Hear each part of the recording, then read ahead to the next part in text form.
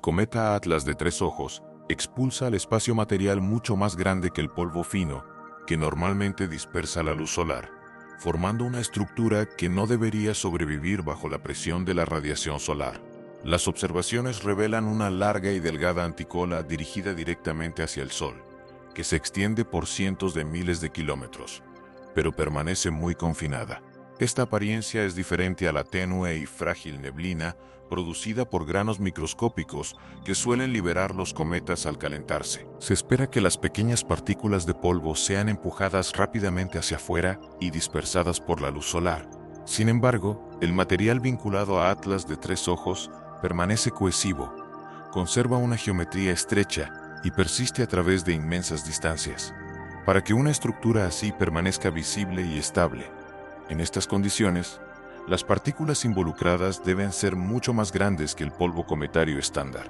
Los granos más grandes experimentan una aceleración significativamente menor por la luz solar en relación con su masa, lo que les permite viajar hacia afuera sin dispersarse rápidamente. Esto les permite mantener una configuración compacta y seguir siendo detectables a gran escala.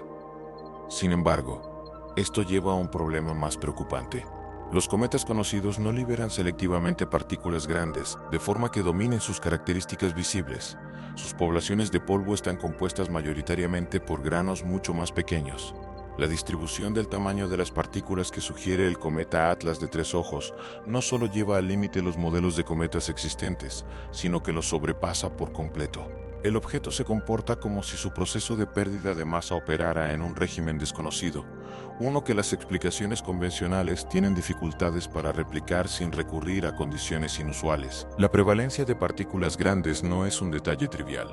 Altera fundamentalmente la forma en que el objeto responde a la luz solar, cómo se desarrollan sus chorros y cómo debe entenderse su comportamiento general. Loeb presenta esto, no como una especulación, sino como una auténtica inconsistencia física. Si la estructura observada es real y persistente, entonces el cometa Atlas de tres ojos no puede descartarse como un ejemplo extremo de un tipo de cometa conocido. En cambio, exige una reconsideración de supuestos que normalmente funcionan de manera notablemente precisa. Las peculiaridades visuales de Three Eye Atlas no son el final del enigma. Aparecen anomalías adicionales cuando el objeto se estudia con radiotelescopios, en lugar de instrumentos ópticos. El 2 de julio de 2025, Three Eye Atlas fue observado con el Allen Telescope Array en un amplio rango de frecuencias de 1 a 9 GHz.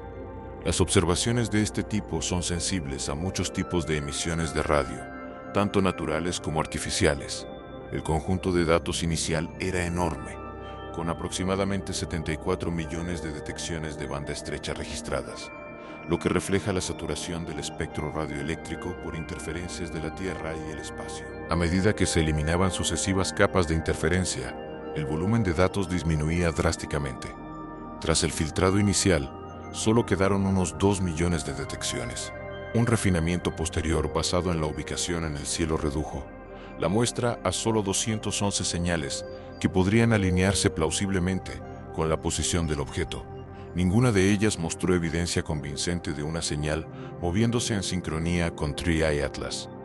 En radioastronomía, la ausencia de una señal sigue siendo significativa. Esta falta de detección impone fuertes restricciones al comportamiento del objeto.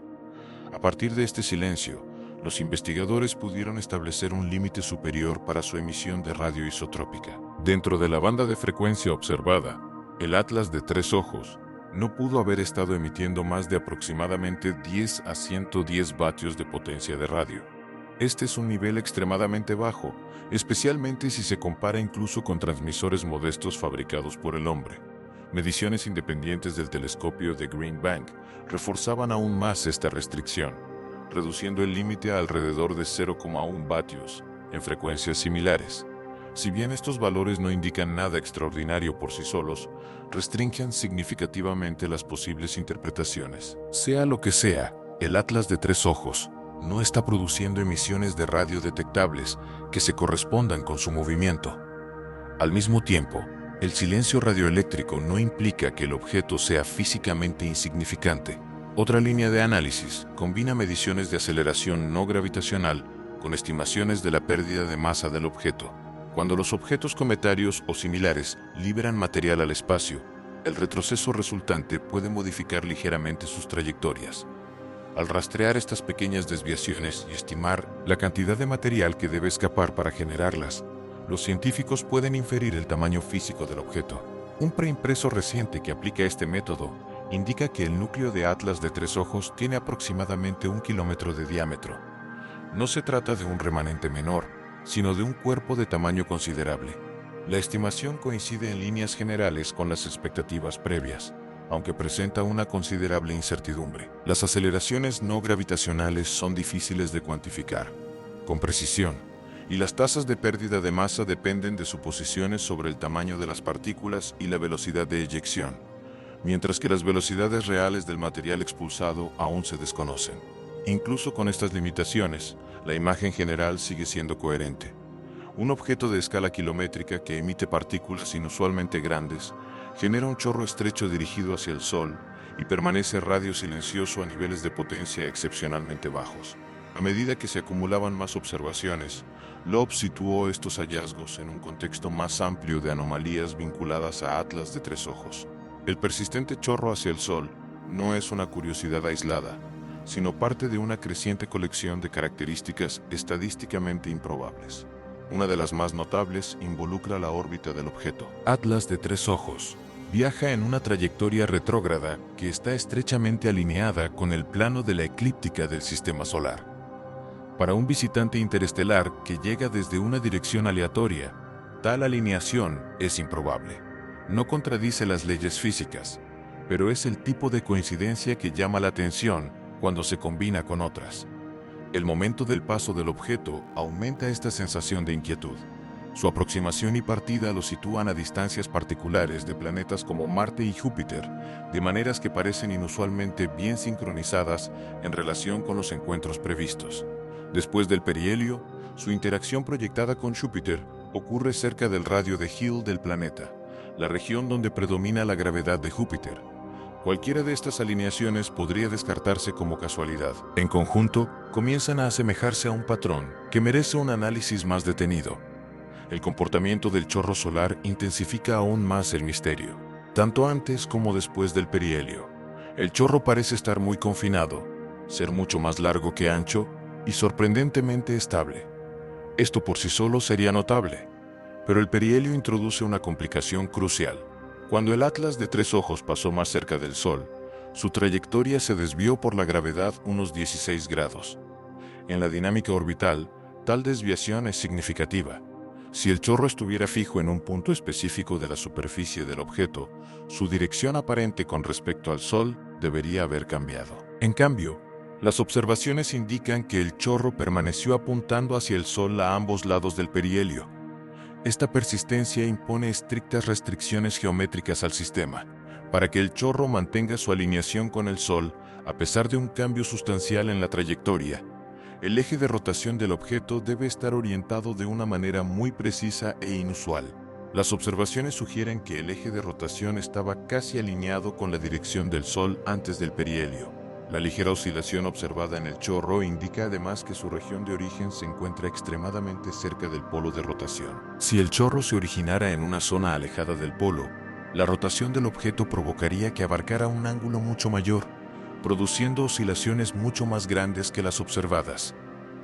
Estas limitaciones se refuerzan mutuamente.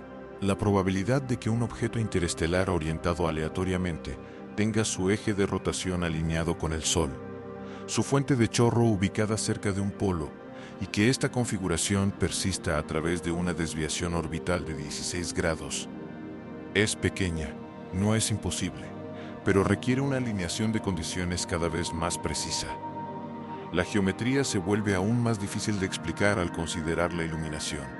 El chorro parece activarse solo cuando su región de origen recibe luz solar, mientras que otras regiones no muestran una actividad comparable. Esto apunta a un nivel inesperado de aislamiento térmico o a una activación altamente selectiva. A diferencia de la desgasificación amplia y global que se observa típicamente en los cometas cerca del perihelio, este comportamiento parece localizado y controlado. La composición añade otra capa de inconsistencia. Las mediciones espectroscópicas indican proporciones de gases que difieren notablemente de los cometas conocidos, incluyendo una abundancia inusualmente alta de níquel en relación con el hierro y una fracción sorprendentemente baja de agua. La mayoría de los cometas están dominados por hielo de agua, que impulsa gran parte de su actividad al acercarse al Sol. Una columna que contiene solo un pequeño porcentaje de agua, en masa desafía los modelos estándar de composición cometaria y plantea interrogantes sobre el origen y la estructura interna del objeto.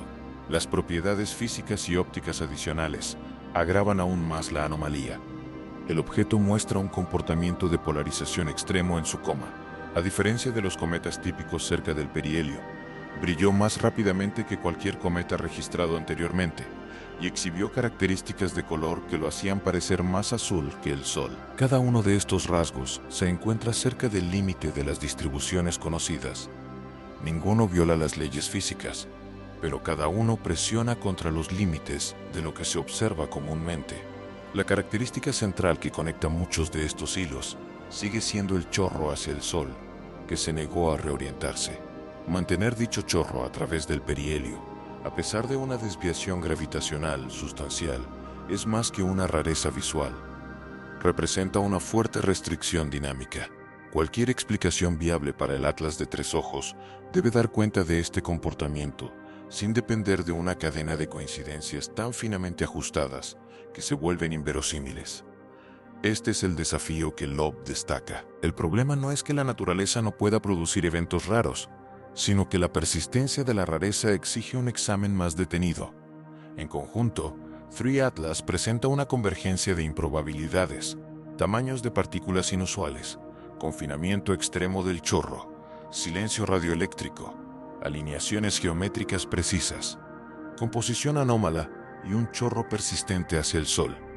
Apuntan en la misma dirección. El objeto no se comporta como un cometa típico.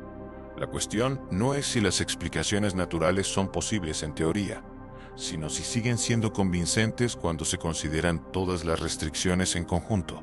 A medida que el objeto se aleja del Sol y desaparece de la vista, las oportunidades de observación directa disminuyen.